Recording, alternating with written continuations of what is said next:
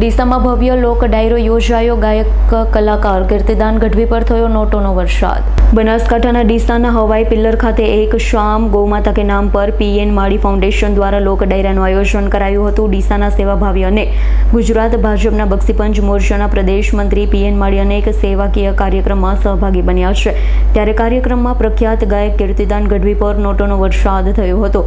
નામાંકિત કલાકાર રાજલ બારોટ, દેવ પગલી, રેખા પ્રજાપતિ, રાહુલ મકવાણા સહિતના કલાકારોએ મોડી રાત સુધી મન મૂકી ગૌમાતાને નામે રમઝટ બોલાવી હતી. ગૌમાતાના લાભાર્થે યોજાયેલા લોક ડાયરામાં કરોડો રૂપિયાનું ભંડોળ એકત્રિત કરવામાં આવ્યું.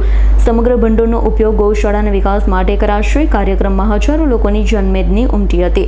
કીર્તિદાન ગઢવી, રાજલ બારોટ સહિત અન્ય ગાયકોએ પોતાની કલાથી લોકોને મંત્રમુગ્ધ કર્યા. આયોજન ગૌસેવા અને સાંસ્કૃતિક વિરાસતનો સુંદર સંગમ બન્યો.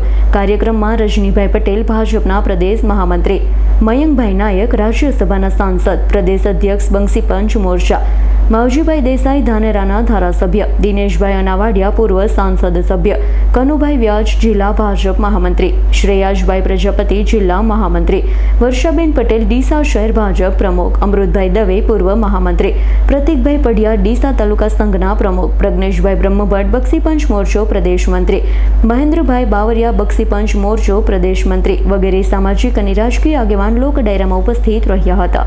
કરશનસિંહ સોલંકીનો રિપોર્ટ, S9 ન્યૂઝ, બનાસકાંઠા. અમારી તમામ માહિતીથી અપડેટ રહેવા માટે જોડાયેલા રહો S9 ન્યૂઝ સાથે.